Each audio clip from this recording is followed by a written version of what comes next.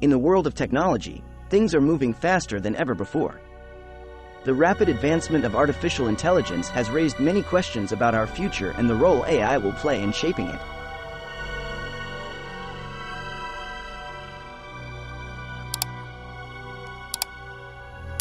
In the world of artificial intelligence, there's been one name that's been on everyone's lips lately.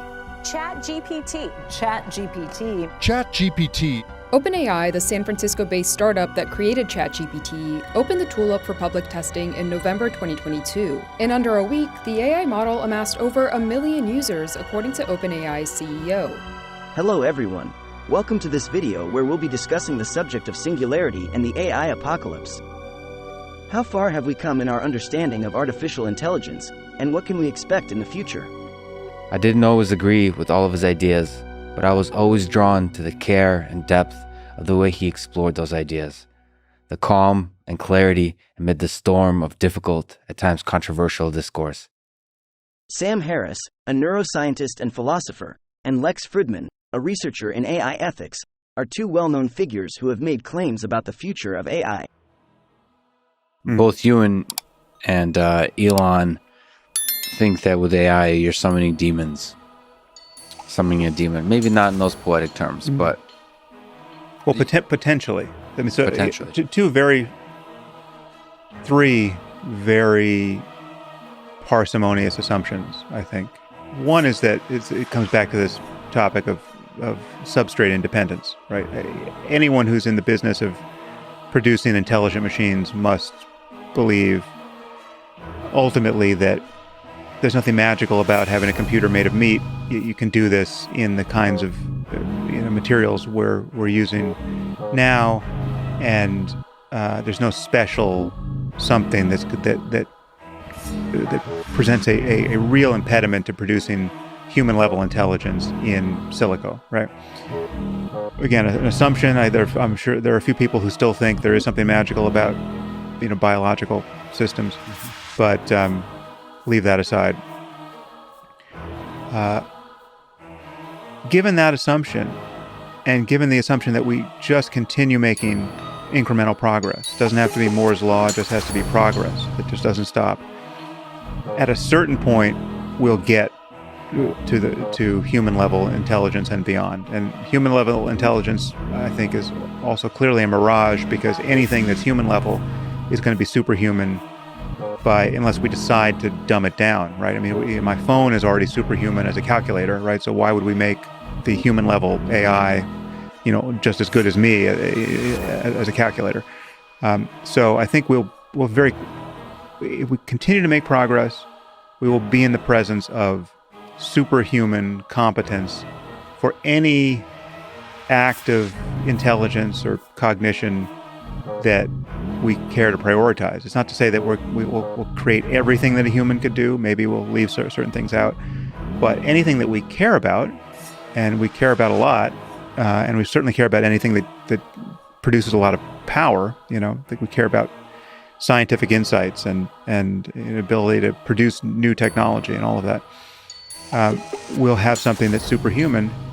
And then the final assumption is just that there have to be ways to do that are not aligned with a happy coexistence with these now more powerful entities than ourselves. So, and I would guess, and this is a kind of a rider to that assumption, there are probably more ways to do it badly than to do it perfectly.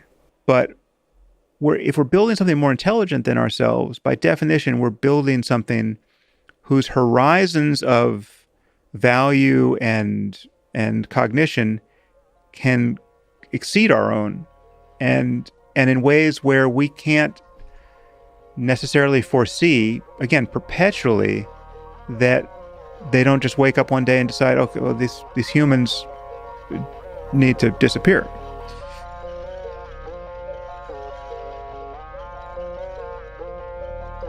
I believe the way you develop successful AI systems will be deeply integrated with human society. And for them to succeed, they're going to have to be aligned in the way we humans are aligned with each other, which doesn't mean we're aligned there's no such thing, or I don't see there's such thing as a perfect alignment, but they're going to be participating in the dance, in the game theoretical dance of human society, and as they become more and more intelligent. There could be a point beyond which we are like birds to them. But what about an intelligence explosion of some kind? So I believe the explosion will be happening, but there's a lot of explosion to be done before we become like birds. I truly believe that human beings are very intelligent in ways we don't understand. It's not just about chess. It's about all the intricate computation we're able to perform, common sense, our ability to reason about this world, consciousness.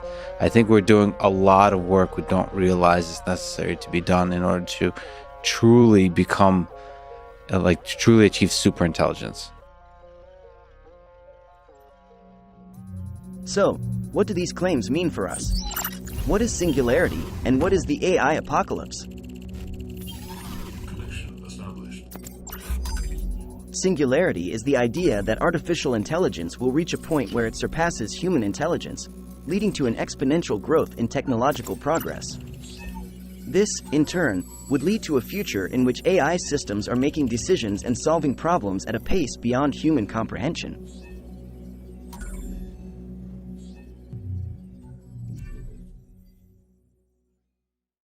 With each search, we train it to be better.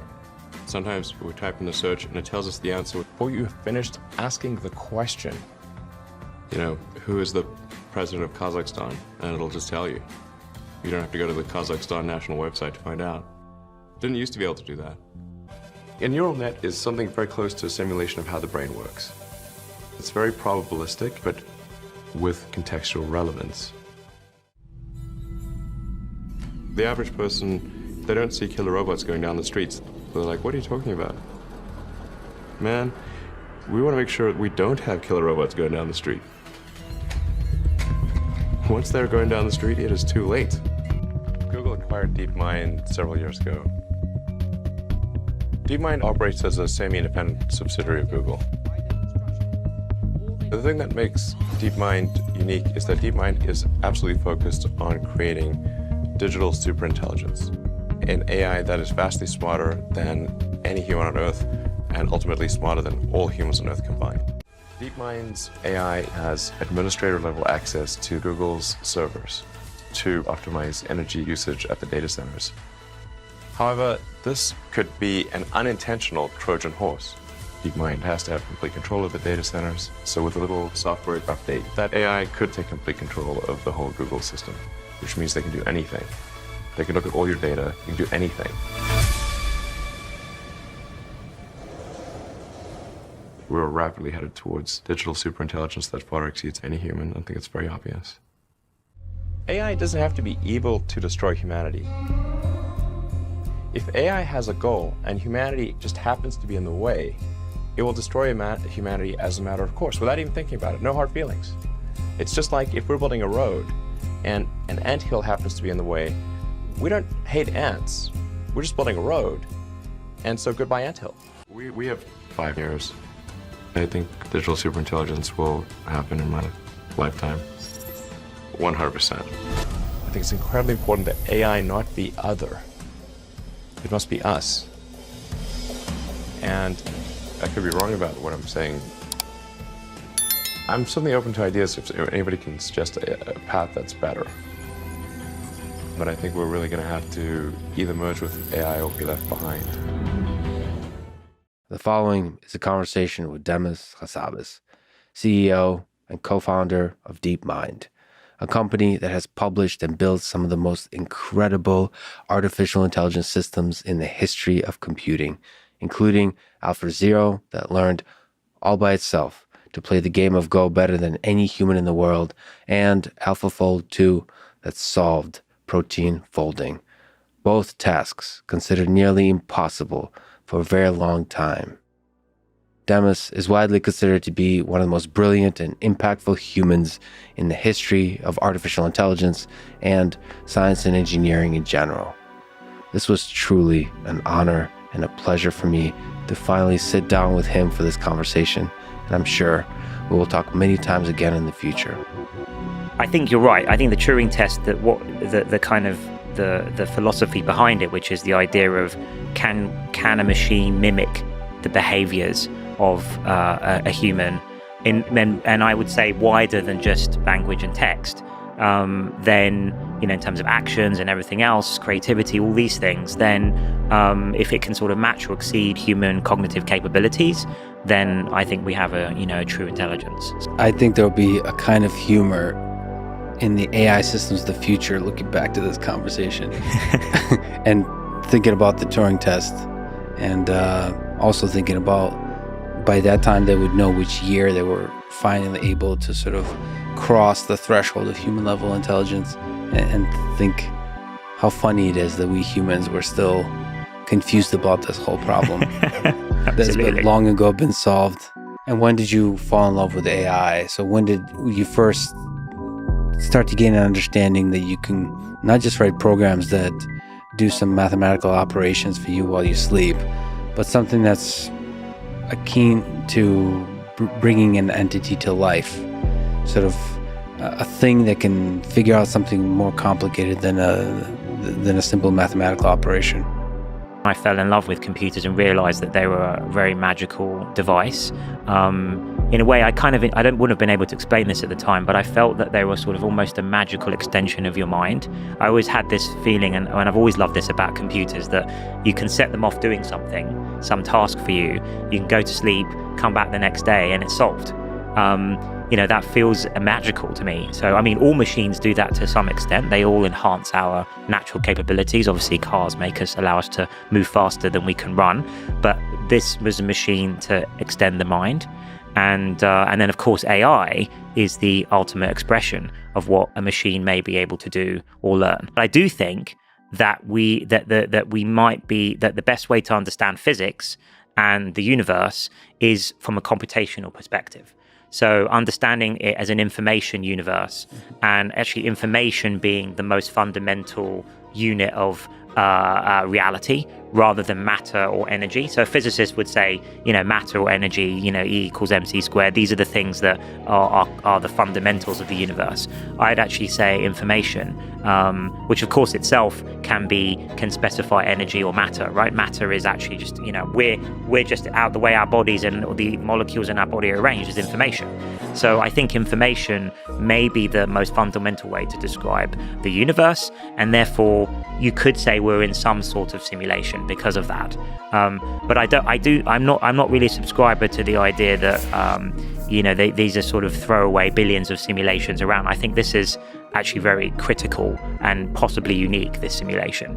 Well, look, I think it's you say it's a few, of course this is I think the biggest miracle of the universe is that it is just a few pounds of mush in our skulls, and yet it's also our brains are the most complex objects that we know of in the universe. So there's something profoundly beautiful and amazing about our brains, and I think that it's an incredibly efficient machine, and it's phenomenon basically. And I think that building AI, one of the reasons I want to build AI, and I've always wanted to, is I think by building an intelligent artifact like AI and then comparing it to the human mind, that will help us unlock the uniqueness and the true secrets of the mind that we've always wondered about since the dawn of history. But now, suddenly we have a plethora of tools. Firstly, we have all of the neuroscience tools, fMRI machines, single cell recording, all of this stuff. But we also have the ability, computers and AI, to build intelligent systems. The universe built the human mind that now is building computers that help us understand both the universe and our own human mind. That's right. That's exactly it. I think that's one could say maybe we're the mechanism by which the universe is going to try and understand itself. Yeah. It's beautiful. So let's go to the basic building blocks of biology that I think is another angle at which you can start to understand the human mind, the human body, which is quite fascinating, which is from the basic building blocks, start to simulate, start to model how from those building blocks you can construct bigger and bigger, more complex systems, maybe one day the entirety of the human biology. So here's another problem that thought to be impossible to solve, which is protein folding. And AlphaFold, or specific AlphaFold 2 did just that. It solved protein folding. I think it's one of the biggest breakthroughs, certainly in the history of structural biology, but in general in science. Maybe from a high level, what is it and how does it work? And then we can ask some fascinating questions after. Sure. So maybe to explain it to people not familiar with protein folding is, I first of all explain proteins, which is, proteins are essential to all life. Every function in your body depends on proteins. Sometimes they're called the workhorses of biology. And if you look into them, and I've, obviously as part of AlphaFold, I've been researching proteins and structural biology for the last few years. They're amazing little bio-nano machines, proteins. They're incredible if you actually watch little videos of how they work, animations of how they work. And proteins are specified by their genetic sequence, called their amino acid sequence. So you can think of it as their genetic makeup. And then in the body, in nature, when they fold up into a 3D structure. So you can think of it as a string of beads, and then they fold up into a ball. Now, the key thing is you want to know what that 3D structure is, because the 3D structure of a protein is what helps to determine what does it do, the function it does in your body. And also, if you're interested in drugs or disease, you need to understand that 3D structure, because if you want to target something with a drug compound about to block something the protein's doing, you need to understand where it's going to bind on the surface of the protein. So obviously, in order to do that, you need to understand the 3D structure. So the structure is mapped to the function. The structure is mapped to the function, and the structure is obviously somehow specified by the amino acid sequence. And that's in essence the protein folding problem is: can you just from the amino acid sequence, the one-dimensional string of letters, can you immediately computationally predict the 3D structure? Right. And this has been a grand challenge in biology for over 50 years. So I think it was first articulated by Christian Anfinsen, a Nobel Prize winner in 1972, as part of his Nobel Prize winning lecture. And he just speculated this should be possible to go from the amino acid sequence to the 3D structure, but he didn't say how. So it's been described to me as equivalent to Fermat's last theorem, but for biology. So the rule of thumb in experimental biology is that it takes one PhD student, their entire PhD, to do one protein. And with AlphaFold 2, we're able to predict the 3D structure in a matter of seconds. And so we were, over Christmas, we did the whole human proteome, or every protein in the human body, all 20,000 proteins. So the human proteome is like the equivalent of the human genome, but on protein space. And sort of revolutionized really what structural biologists can do. Because now they don't have to worry about these painstaking experimental, should they put all of that effort in or not? They can almost just look up the structure of their proteins like a Google search. While some see Singularity as a positive development, others are more concerned about the potential risks associated with AI. This has led to the concept of the AI apocalypse, which refers to the idea that AI could eventually turn against humanity and cause widespread destruction. Can you comment on your thoughts about artificial intelligence and what it means for humanity? The bigger the toy, the smarter you better be to use it. So that's worth thinking about, because we're coming up with some pretty damn big toys. And what my friend Jonathan Pajot said again, he said recently, I told you about him, this deep religious thinker. He's something. He said, we're going to see giants walk the earth again. There's a lot more pathways to hell than there are to heaven. And, by the time World War II hit, we were pretty damn technologically powerful. We could take out a lot of the world in a very short period of time, but that was nothing compared to what we can do now. So we're really at a crossroads.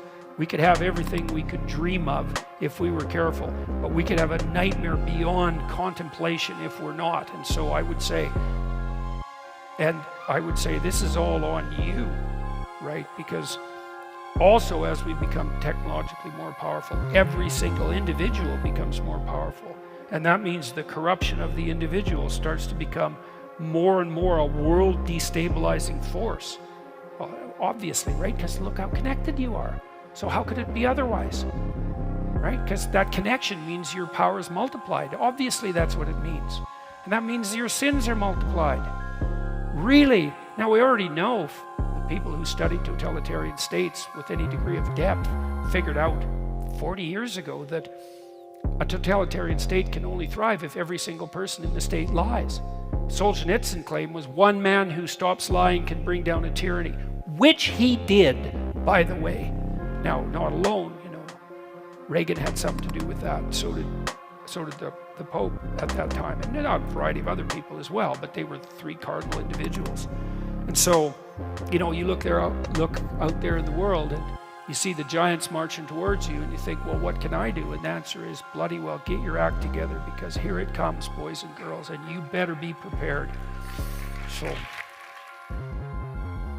So, how far have we come in terms of developing AI, and what can we expect in the future? To answer these questions, let's look at some of the current developments in AI. And when you train on programming code, which ChatGPT is also, you're teaching it something like reasoning, because it's no longer information and knowledge from the internet. It's also reasoning. You can logic. Even though you're looking at code, programming code is, you're looking at me like, what the fuck is he talking about? No, that's not what I'm looking at. I'm looking at you like, oh my God. But reasoning is in order to be able to stitch together sentences that make sense, you not only need to know the facts that underlie those sentences, you also have to be able to reason. From self-driving cars to natural language processing, AI is already making a big impact in many areas of our lives. And as AI continues to advance, we can expect to see even more breakthroughs in the future. However, it's also important to address the ethical and societal implications of AI and to ensure that its development benefits all of humanity. In conclusion, we've come a long way in our understanding of artificial intelligence and its potential to revolutionize our world. But it's important that we also consider the potential risks and ensure that AI is developed in a responsible and ethical manner. Only then can we fully realize its benefits and shape a positive future for all of us. Governments and organizations around the world are beginning to take AI governance seriously and are working to establish ethical principles for the development and deployment of AI. But there is still much work to be done, and it's up to all of us to stay informed and engaged in the conversation about AI's future. Thank you for watching. This is my first video ever. If you have any thoughts or questions, please leave a comment below. Please like and subscribe. And, as always, stay curious.